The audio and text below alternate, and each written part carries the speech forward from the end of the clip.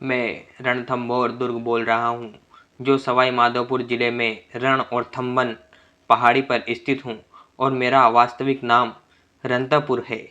मैं चारों ओर से 7 पहाड़ियों से घिरा हूँ। इस कारण मैं गिरिदुर्ग व वनदुर्ग की श्रेणी में आता हूँ।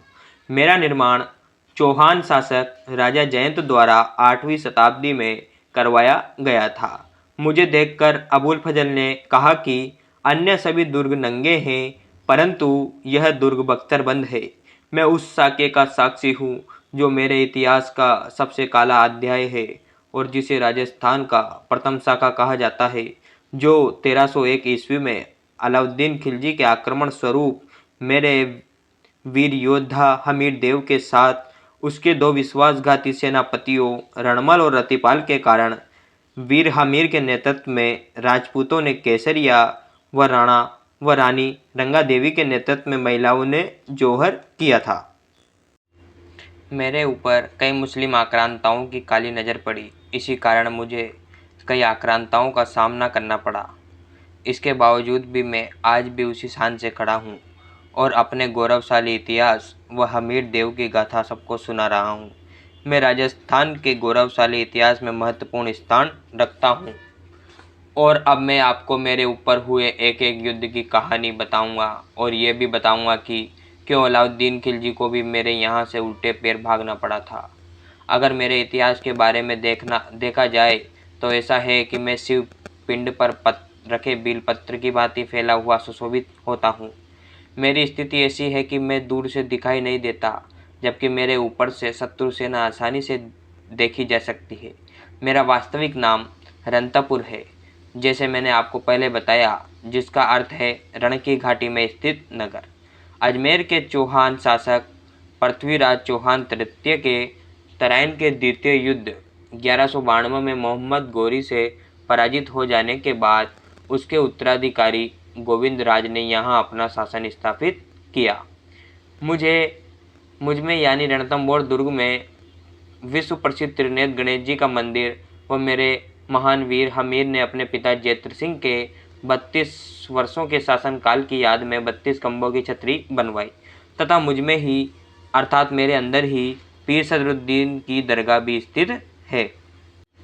सुपारी महल, जोरा बोरा महल, जोगी महल, बादल महल, हमीर महल, जौहर महल, हमीर की कचहरी, रानीहाट तालाब, गुप्त गंगा, राज मंदिर, लक्ष्मी नारायण मंदिर, कंकाली माता मंदिर, अन्नपूर्णा मंदिर, पद्मला तालाब मेरे सौंदर्य में 4 चांद लगाते हैं। गणेश मंदिर में केवल त्रिनेत्र गणेश जी के मुख की पूजा होती है और यहाँ प्रतिवर्ष गणेश चतुर्थी को मेला भरता है।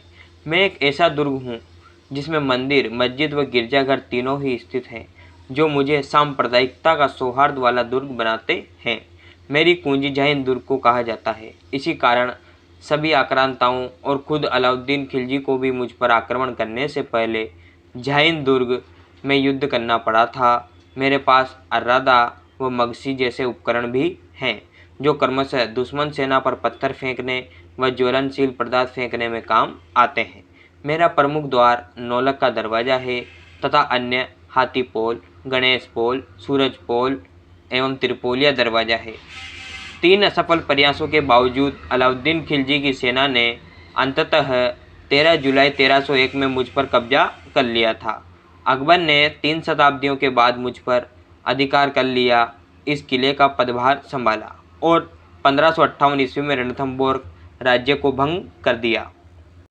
गोविंद राज के बाद मुझ पर वल्हण देव, प्रहलादन, वीर नारायण, वाघभट, नाहर देव, जैत्र सिंह, हमीर देव, महाराणा कुंभा, राणा सांगा, शेरशाह सूरी, अलाउद्दीन खिलजी, राव सुरजनहाड़ा तथा मुगलों के अलावा आमेर के कछवाओं का शासन भी रहा।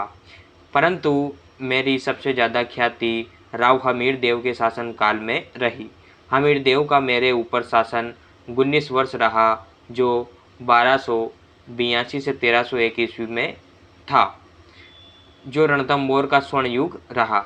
हमीर देव ने 18 युद्ध लड़े, जिसमें से वह 17 युद्धों में विजेता रहा। करीब 1 शताब्दी तक यह दुर्ग मेवाड़ के राणाओं के कब्जे में रहा। खानवा के युद्ध में घायल राणा सांगा को इलाज के लिए यहीं लाया गया था। मेरे ऊपर 1301 में अलाउद्दीन खिलजी ने आक्रमण से राजस्थान का प्रथम साका हुआ, जिसमें विश्वासघात के कारण हमीर देव ने अपने प्राणों का बलिदान किया था तथा उनकी रानी रंगा देवी ने महिलाओं के साथ जौहर किया था। 1296 में खिलजी गद्दी पर बैठा था और 1299 में इसने गुजरात पर हमला किया था तथा वहां से माल लूटकर आ रहे इसके सैनिकों में से माल बंटवारे को लेकर झगड़ा हुआ और इसमें इसके मंगोल सैनिकों ने विद्रोह कर दिया, जिसके प्रमुख नेता मोहम्मद शाह और केहब्रू थे और यहाँ से ये हमीर देव की शरण में चले गए। और जब अलाउद्दीन ने हमीर से इन्हें वापस लौटाने को कहा तो शरणागत की रक्षा करना हमारा धर्म है, ऐसा कहकर हमीर ने इसके लौटाने से मना कर दिया, जिससे नाराज होकर खिलजी ने मुझ पे आक्रमण करने का मन बना लिया था। 1299 ईस्वी में खिलजी ने नुसरत खां व उल्गू खां के नेतृत्व में बड़ी सेना भेजी, रणथंभौर पर आक्रमण करने हेतु भेजी तथा हमीर ने भी अपने 2 सेनापतियों भीम सिंह व धर्म सिंह को तुर्की सेना से युद्ध करने को भेजा तथा इसमें किले से आ रहे पत्थर तथा गोलों से नुसरत खां मारा गया। वो मेरा भी एक वीर सेनापति भीम सिंह वीर गति को प्राप्त हुआ। इसके बाद तुर्की सेना भाग गई और 1300 ईस्वी में खिलजी ने 1 वर्ष तक घेराबंदी की, जिससे कुछ भी नहीं हुआ और इसमें छल से संधि करने का प्रस्ताव भेजा, जिससे उसने हमीर देव के 2 सेनापतियों रणमल व रतिपाल को दुर्ग का लालच देकर दुर्ग का गुप्त मार्ग मालूम कर लिया, जिससे तुर्क सेना किले में प्रवेश करने लगी तथा लंबे समय के घेरे के कारण 1 वर्ष में जो दुर्ग के अंदर रसद सामग्री खत्म हो गई तथा गुप्त गंगा में खिलजी द्वारा गोमांस व रक्त मिलवा दिया गया, जिस कारण हमीर की सेना भूख प्यास से कमजोर हो गई और अंत में सभी राजपूतों ने केसरिया धारण करके किले के दरवाजे खोल दिए तथा युद्ध में विजय न होना देखकर महिलाओं ने भी जल जौहर किया। मेरे वीर सपूत हमीर को उसकी हट के लिए जाना जाता है। उसके लिए एक कहावत प्रसिद्ध है, सिंह सवन सत पुरुष वचन कदली फलत एक बार, तिरिया तेल हमीर हट चढ़े न दूजी बार। यूनेस्को ने मेरी सुंदरता व मेरे गौरवशाली इतिहास के कारण मुझे 21 जून 2013 को विश्व धरोहर की सूची में शामिल किया है। अगर आपको मेरी कहानी अच्छी लगी हो तो मेरे वीडियो को लाइक करें, चैनल को सब्सक्राइब करें। धन्यवाद।